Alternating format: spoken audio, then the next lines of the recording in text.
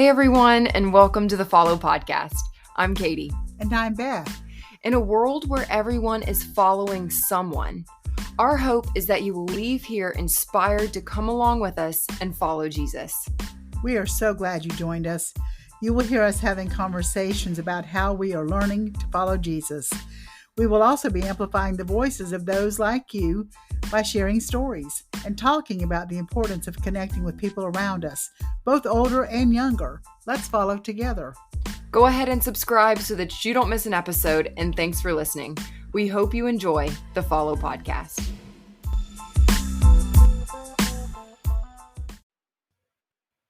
Hey everyone, and welcome to the Follow Podcast.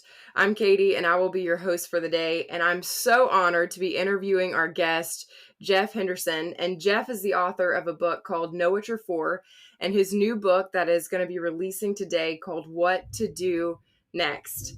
And a few things that I love about Jeff is he is a champion of others. You can always find him encouraging someone, and Jeff absolutely radiates the love of Jesus wherever he goes. He leads with a servant's heart, and he is most definitely a leader worth following. And so, Jeff, I just want to say thank you so much for being on the podcast today. Katie, I'm so grateful for you. And, today's a big day on launch day, and I'm so grateful that you're helping launch the book. And, but more than that, I'm just grateful for what you do and how you serve leaders, and honored that you would invite me onto the podcast. Thank you so much. Well, tell us about your new book. Well, I've in a new season of my career, I've made 4 big moves over the last 20 years. Went from the business world to helping launch 3 churches over the last 17 years to having a lot of other churches and organizations, invite me to help serve them. And so I've made these moves, Katie, but I've had to figure out what to do next and how do you do that. And so over the course of a few years now, people have said, hey, I'm trying to figure out what to do next, but I don't know how. And I feel like maybe there's a new season for me, but there's a lot of risk. And how do you eliminate risk? To which I tell them, Katie, you don't eliminate risk. you can manage it, you can shrink it. And we can talk about that for a little bit. So the more I kept hearing this question of, I'm trying to figure out what to do next. How did you figure this out? And then as many people are calling it, the Great Resignation, where people are, 4 million people each month are kind of quitting their jobs and going to something new or trying to figure it out. That was really the premise. How can I help people figure out what's next? Because I think sometimes we think, I got to figure out what to do for the rest of my life. And that's not true. You just got to figure out what to do next. And so that's really the premise of the book. When life seems uncertain, and how do you let go of something to pursue something else? You can take your best next step, even when life is uncertain. And that's what to do next is all about. That's awesome. I'm so excited to get to read it. I have experienced so much life change this past year. And so I'm grateful and excited to kind of process the change that I've been through, but also continue to make wise decisions moving forward within the change throughout the rest of this year. So when you're considering a career change or even a major life change, there's often so much emotion. I mean, there's fear, worry, anxiety, confusion. I mean, you can name it. And there's not much planning. Why is this so paralyzing for individuals? Because there's so much uncertainty, and they're asking the question, what if this doesn't work? And Katie, it's so personal. So for example, when I was at our church here in Atlanta, Gwinnett Church, even in the midst of a global pandemic, there was so much momentum. It was going well. And so that was kind of a quote unquote sure thing, right? It's working. But we felt like the Lord said, okay, that season has come to an end because I want you to serve. I want you to be a pastor to pastors and help serve businesses as well. And so, but in the back of my mind, Katie, I'm thinking, what if this doesn't work? What if what if I leave something that is working and then I'm going to be a failure? The other thing too is your identity. We have to be careful about this. And this makes sense, but your identity is wrapped up so often in what you do. So I found myself, even in the first few months of this transition, shying away from gatherings or conversations because they were going to ask with new people, hey, what do you do? And I'm like, before I was the lead pastor at Gwinnett Church in Atlanta, Georgia. Now it was so I wrote this book and I go speak, and it's just like this meandering description. And in the back of my mind, I'm thinking, you don't know what you're doing. You're a failure. This isn't going to work, right? So there's so much of that internal wrestling. And Katie, this may be the last time you have me on the podcast, but I'd like to ask you a question if it's okay. Because as Yeah. you said, hey, I was going through a new season for me. There's doubt, anxiety, the things you mentioned. What was the most difficult part of that season or this season for you? I think probably for me, it was questioning, am I doing the right thing? Hmm. Because so often, like, I overthink everything, and the fear of failure, and the fear of, well, did I hear God say do that? Or did I make a mistake, and am I really doing the right thing? That's a perfect answer. And here's what happens. In that, it's easier to hang on where we are with certainty versus letting go. But when you let go Mm, and open up your hands, the Lord can put something in your hands. If you're holding on, it's hard for the Lord to put something in your hands because you're like, I can't let go. And and here's what I've discovered in each of my career moves, and especially in this last almost 2 years now, because this is really the first time that I'm literally on my own. It's my wife and yeah. me and our small team, but this is it. And so it's gotten really, really personal. But what I've discovered is that if I'll keep moving forward, if what I think will didn't work, it didn't work. That doesn't mean that the whole thing's a failure. I keep moving, and I'll tell you where I learned Yeah. this. John Maxwell, who's a huge hero and mentor of mine, and he's like the leadership guru. He's you know written so many leadership books. 5 weeks after I left to start this new season, I was speaking at a conference with John, and he spoke before me, and he said this, which I think is helpful for you and me and for all your listeners. He said, "I never had a clear vision. I just kept moving forward." And I thought, Mm. wait, hold on, time out. John Maxwell didn't have a clear vision. I mean, he's like the leadership guru. Right. I understand me, a mere mortal, with all the challenges I have. I understand, of course, Jeff Henderson doesn't have a clear vision, but John Maxwell. And I thought, oh, that's all I need to do is keep moving forward. And so there's a Mm, couple of ways to do that. I have something I call the 24-hour rule. So in this new season, I'll give you an example. There was an opportunity for me to do some marketing consulting for a company, and I didn't think that was like what I wanted to do. But hey, here's an opportunity. It could help pay some bills. Let's go in that direction. So long story short, it didn't work out. So then you have something like that doesn't work out. It's just could be a catastrophe. Oh no, and then I'm a failure. The whole thing's going to fail. So I give myself the 24-hour rule. I can grieve, I can moan, I can complain, I can do whatever. But then when the 24 hours is up, I got to get up and keep moving. I got to make a call. I got to keep moving. And what I've discovered, Katie, are the things that didn't work out in the early part of this new season. I'm so grateful it did not, mm, because it gave room for the things I am doing now, which are so much more beneficial for this new season. And the other thing I did is I hired a transition consultant, and most folks don't even know that there are such a thing as transition consultants. And one of the things he told me is, you're going to feel the pressure to give away all your time so fast. Don't do that. mm, You got to be patient. And then that's an opportunity. There's another word for patience, and it's called spiritual growth. And this is going to be an opportunity for God to grow your faith. And I'll say this has been a wonderful, hard, beautiful, challenging season. But I'm telling you, I have grown more in this almost 2 years, and God has my full attention, because every single day, here's what I've discovered. I was always dependent on God. I just didn't know it as frequently mm, as I know every day. I mean, I probably do. I was right. dependent on God every week, but now I know that I'm dependent on God for every moment and everything that comes my Mm, way, every opportunity. The scriptures say every good gift comes from above. I believe that now. And so it's hard, but as I tell our kids and our family and people I serve, we didn't sign up for easy. We signed up for worthwhile. And next right. next isn't easy, but next is Mm-hmm. always worthwhile. That is such powerful, powerful advice. As I'm processing through that, and processing through the question you asked me, I think the hardest thing for me is sticking with the decision, even with the doubts and the voices that just seem to be screaming at you of like, hey, did you do the right thing? Are you taking the right step? How do you navigate? You talked a little bit about the 24-hour rule that you have, but how do you navigate turning down the voices and continuing to do the next thing, even amidst all the doubts that you're facing? So I have these things called thought converters, and I'll give you an example. So the biggest battle that I had from a thought standpoint was, what if this doesn't work? And then I bump into people from Gwinnett Church, and they go, "How's it going?" Well, I had to close it down, and it's not working. I'm doing it. And so what if it doesn't work? And so I would wake up with that thought, and that's a bad place to begin. What if it doesn't work? So I had to convert the thought from what if it doesn't work to what if it does work, and to focus more on, hey, if this does work, here's what we're going after.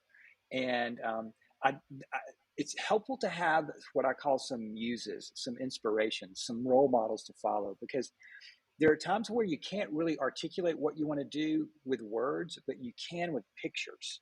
So let me give you an example. Michael Hyatt is another hero of mine.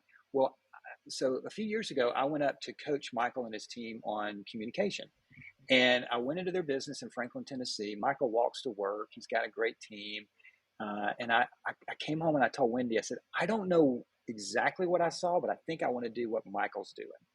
And so that was always a vision for me to keep moving forward, so I could see somebody that's doing what I want to do.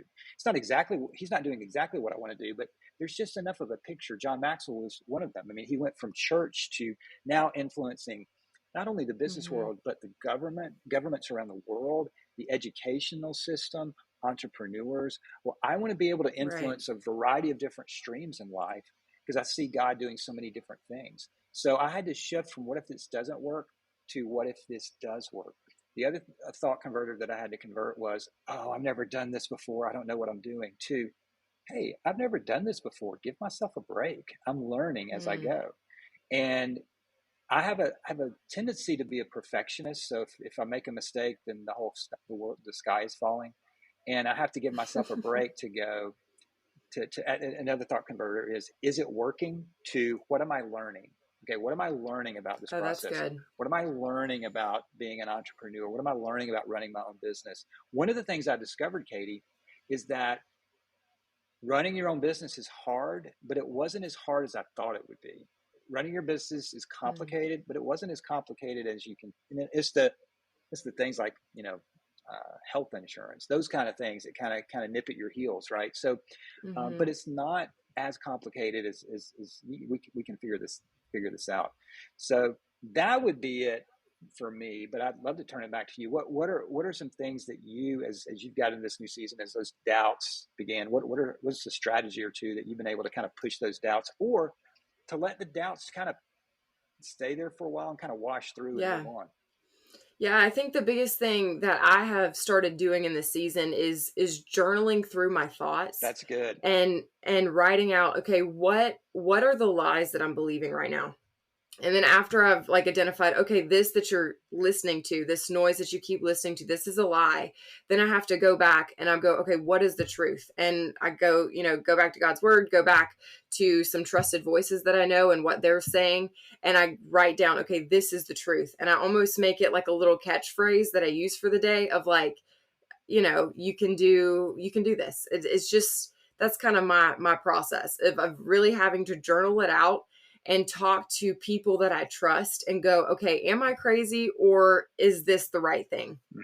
That's so smart. And one of the reasons it's so smart is, if you don't do that, you kind of create a vacuum in your brain for negativity to fill in. And so when that negativity comes in, if you go back to what you wrote down, and I do think we just need to sometimes get out of our heads, and writing down something allows you to do that. Saying words to another person can allow you to sometimes see those words and go, why am I bothered by that? Or to have another person go, oh, I absolutely relate to that. One of the things that as I've talked to other folks that are in similar seasons as us, is the loneliness of it.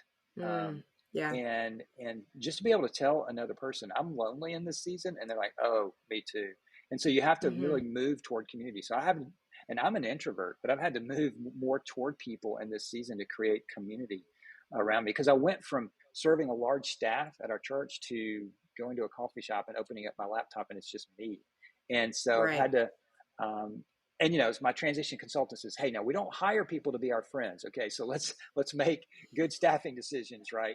So let's just don't be throwing out, money because you're lonely. But at the same time, there are mastermind groups, meaning that you can get people in similar seasons. Go, hey, what are you doing to grow your business, or what are you doing to hear from the Lord, or what are you doing to combat loneliness and the anxiety and the fear? And just having that community around you is so important as well. But to go back to your point, journaling is so important. And the other reason is you can flip through a few months from now and go, oh, wow, look at how God led me from there to here. Yeah. And I don't know if you've noticed this, but I've found that my mindset changes if I will just write down a few things I'm grateful for each day. Like whenever I start the list of like, well, this isn't working and this isn't working and this isn't going how I planned and this changed and how am I going to do this? If I start by just going, okay, well, I'm thankful for this and I'm thankful for this, then it almost does like a light switch in my brain. Gratitude is such an underappreciated strategy for a season like this. And the fact that I get to talk to you. Here's the deal. If I had not left Gwinnett Church, I would not have met you and had this conversation. All right. Well, that's something Right. Yeah. that's something to be incredibly grateful for. Okay. Well, Mm-hmm. that's the part of letting go and opening up your hands. Right. And so Right. to go, hey, I get to hang out with Katie today on a podcast and influence the people that she's influencing. I mean, that's extraordinarily wonderful. So you have to look at that versus just going into a day and going, okay, I'm Mm-hmm. busy. I got this and that. And so, no, I get to serve people today. I get to hang out with Katie today. I get to learn from her. And, John Maxwell would say, we want to add value to people and we are people of value. Mm-hmm. And so so starting the day with gratitude is so important. Yeah, I love that, Jeff. Absolutely love that. And so from reading your prior book, Know What You're For, and now you've got this new one coming out, What to Do Next. What is the power of applying both of these books together when you are doing the next right thing in life? So the first thing we would need to do is ask the question, what do you want to be known for? And getting really clear. And it's a simple question, but it's not an easy question. Because when I ask people, really organizations, hey, what do you want to be known for? Even leadership teams. One of the things I'll do, Katie, is I'll have everybody write down the answer to that question. Don't say it out loud, write it down. Give me the pieces of paper. And then I begin to read the answers out loud. And everyone around the leadership team discovers we don't know what we want to be known for around here. Well, if there's confusion in the office space, there will be confusion in the marketplace. And so we got to be really Mm, clear about what we want to be known for. Then the second question we have to ask is, what are we known for?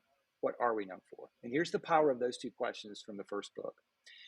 When what you want to be known for, your compelling vision for what you do for your community or your company or your church or whatever, when what you want to be known for is what you're known for, that's a powerful place to be because you create vision carriers, people who experience what you serve, your product, your service, and right. they tell others about you. That's called vision carriers, and that's called positive word of mouth advertising. Okay, so those are the two Mm-hmm. questions.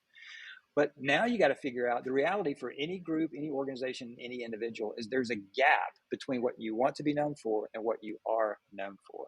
And then the third Mm, question you have to ask after that is, okay, what do we do next? What do we do next to close the gap? What do I do next to close the gap between what I want to be known for and what I am known for? And one of the best places to begin answering the question of what do you want to be known for is to ask the question, what do you want to do next? And the flip side of that is true. When someone's trying to figure out what to do next, a great question to ask is, well, what do I want to be known for? So for right. me in this season, and let me give you an example. One of the things I want to be known for, I have a 23-year-old daughter and a 20-year-old son. I want to be known for being an intentional, legacy-leaving, memory-making father.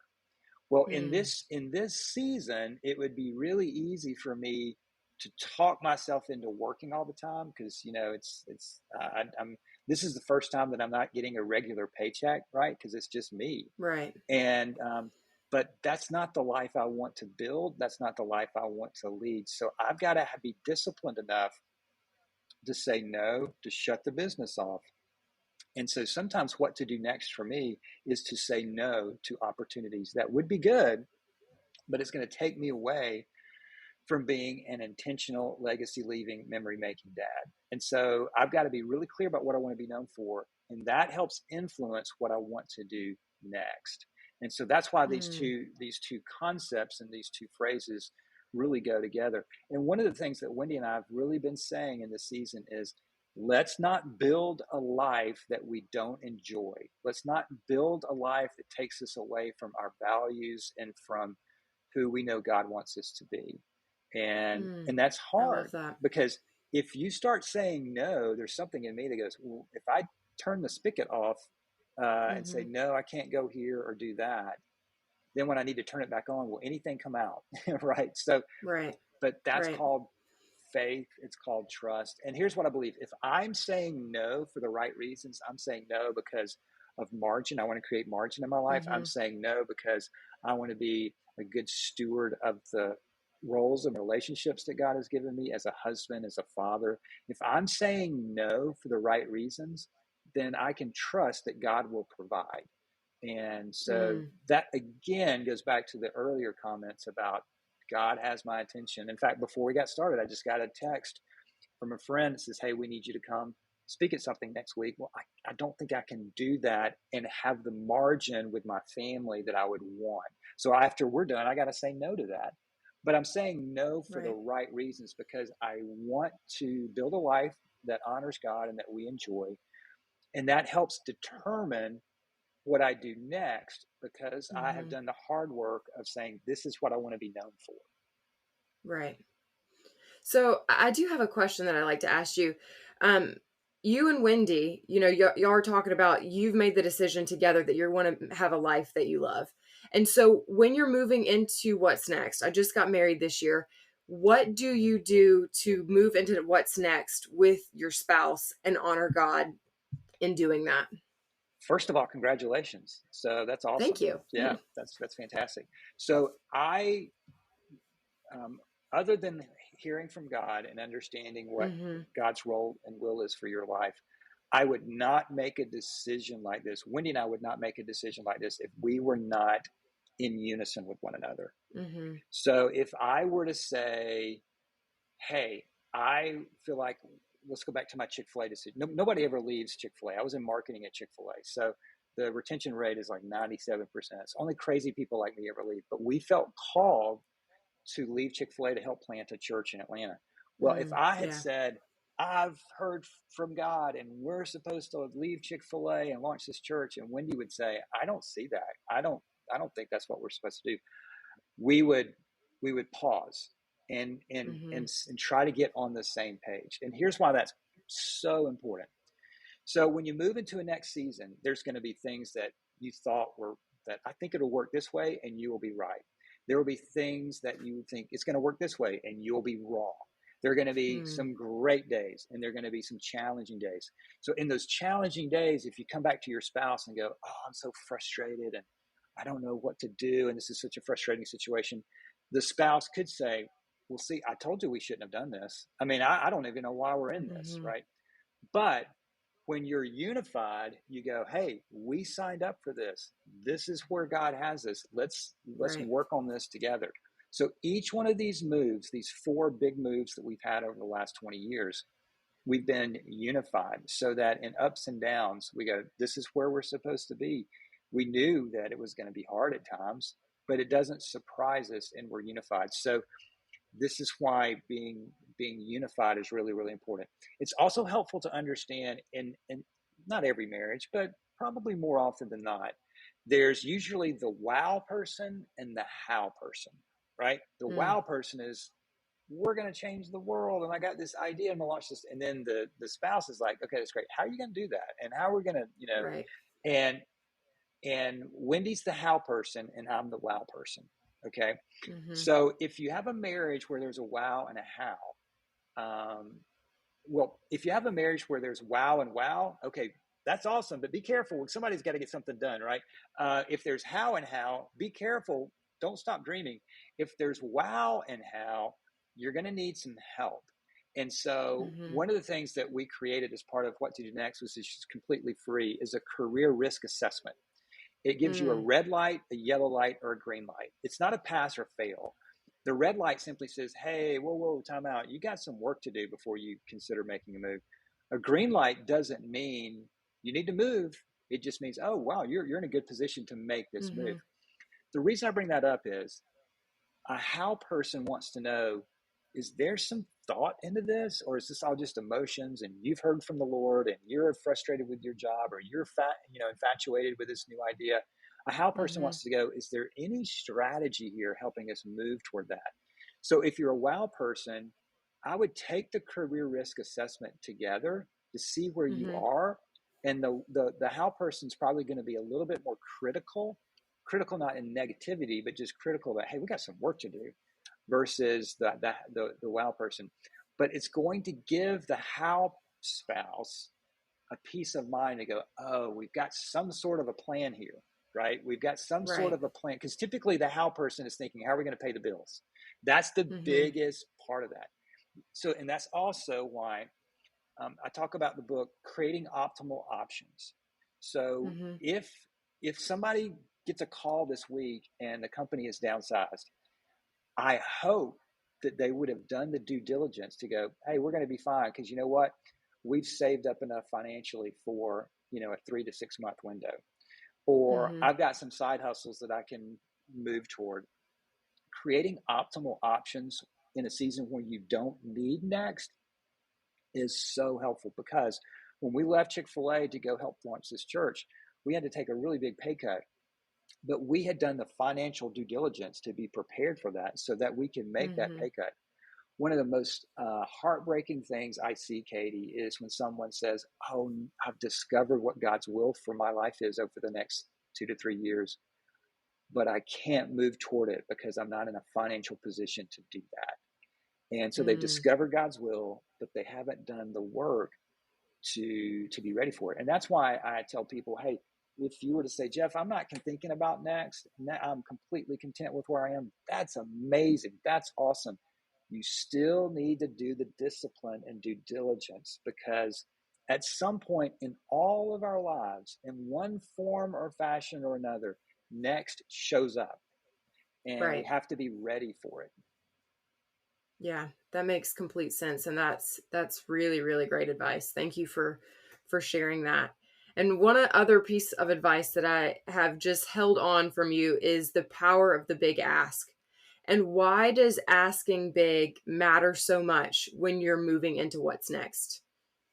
It reminds you that hopefully you have too big of a vision for it just to be you.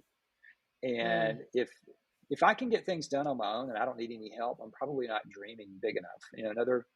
Oh Uh, wow, yeah.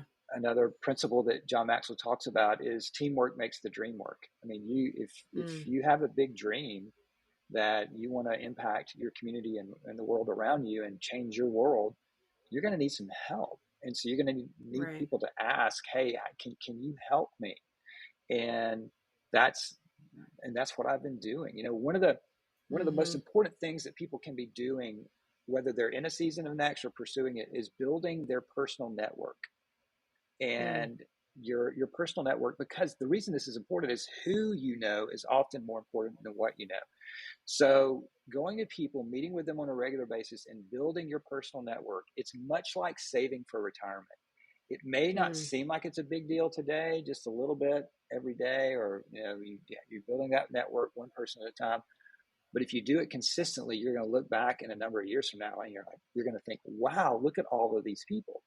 But the reason I Right. say that, to your question about asking big, is a question that's a big one to ask when you're meeting someone is, hey, who do you know that I need to know?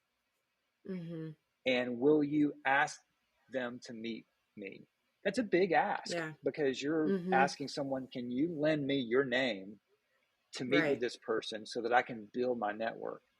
And I believe we are just one or two people away from our next big opportunity. It's a lot closer than we Mm. think. I Right. mean, apparently we're all 6 degrees of separation from Kevin Bacon from Footloose, right? So if we're just 6 degrees away from Kevin Bacon, we're probably just one or two or three people away from that next big opportunity. That's Mm-hmm. why one of the overarching principles in the book is, don't let what you don't know rob you of what you can do. Mm. When someone says, I don't know what to do and I don't know where to start, well, I'll tell you where to start. You go to your phone You go to your contact list and you start calling and contacting people who you think can help. I break the contact list into 3 separate groups in the book. And you start with the first one, you move to the second one, you go to the third one.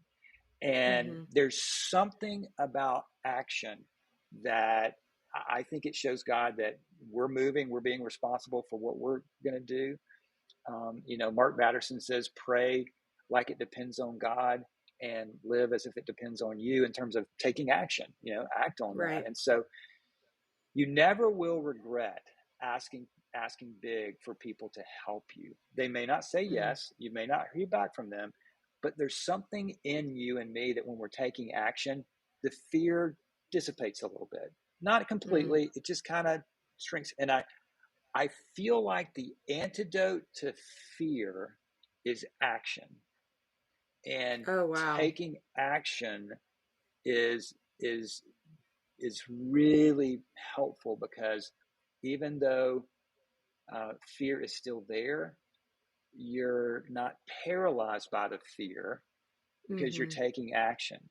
And that's why asking people, but in the pushback, and I understand this, but I don't want to bother people. And well, then you don't have a clear vision, because if you had a clear vision of Right. what you want to be known for, you would go, I'm not bothering them. I'm asking them for help to help me with this vision. It's much like asking Mm-hmm. for money. So as I mentioned, I had to raise money to build buildings, and I had to have the mental exercise to go, okay, do I believe this is a good investment of their resources from an internal standpoint? Absolutely. Then why would I rob them of this opportunity? So my responsibility is to make the ask. Will you give to this Mm. project? Their responsibility is to provide an answer. I can't confuse those two. Right. Because many times I would talk myself out early in my fundraising career, I would answer for them by not asking them. Mm. I'm not going to ask them because they're going to say no.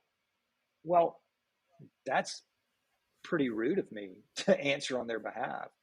And Right. so I just knew that I would win by doing what I was called to do, which was to raise money to build this church. Go, hey, will you help me? Will you help this fundraising project? And whatever they said, that's up to them. But I Mm-hmm. would win by asking big. And so, Mm. but what drove me wasn't like, I'm just here raising money. What drove me is I have a vision of how this church can serve our community for the kingdom. I'm not going to back down from that. So getting really clear about what you want to be known for and that vision is so important. Mm. That is incredible. Thank you for sharing that. Is there anything else that you'd like to add before we close out? Yes, I would just say if you get either one of my books, my cell phone is in the book, and so I would encourage you to just text me and let's have a conversation. Okay. If you're in a season where like, okay, Jeff, I've built my network, but I'm not quite sure of what to do next. Just text me and go, Okay. and ask me for advice. I've gotten 2 texts already this morning, and it's so helpful. It's so encouraging. But let's stay in touch with one another in terms of just letting me know how I can help you. And I'm pretty good at responding. So if you'll text me, I'll text you back. Awesome. Awesome. And then what is your social media for people to stay in touch with you that way as well? Sure. If you go to jeffhenderson.com, you'll see all of that. But Jeff Henderson and Jeffrey Henderson on Instagram, Jefffery, and Jeff Henderson on LinkedIn. So but just see me there. But if they go to jeffhenderson.com, Katie, there's all the free assessments there, the career risk Okay. assessment and the other assessments. Mm-hmm. They're all free. As a just a And they can find both of your book there as well. Yes, Correct. yep, and Okay. Amazon, Barnes Perfect. and Noble, all the fun ones. Awesome. Awesome. Jeff, will you pray for our listeners as we close out? Absolutely. Father, first, thanks for Katie, and just so grateful for her marriage now, and pray for them in this new season. Thanks for what she's doing, and pray for those that listened to this today, that they would be encouraged, that they would know that you're with them and that you're for them. And I pray that if fear or insecurity or doubt is following them, which I completely resonate, as Katie and I talked about, we both completely resonate with that. Maybe they just take Mm-hmm. action today. Maybe they reach out to someone and Yeah. say, hey, can you meet with me today? Maybe they build their network, or maybe they make a next step from getting their financial house in order so that they can be prepared when you present next for them. And so maybe just let them take a little bit of action today to take a step forward, because they don't have to figure out the rest of their life. They just need to figure out what to do next. And the best thing that they can do is just follow you today. So we pray, Katie and I pray that this conversation would be encouraging and helpful for them. And we are grateful for you and for how you help us. In Jesus' name, amen. Amen. Thank you, Jeff. Thanks, Katie. Appreciate you. And thanks for letting me talk about the book today. I'm very grateful. Of course.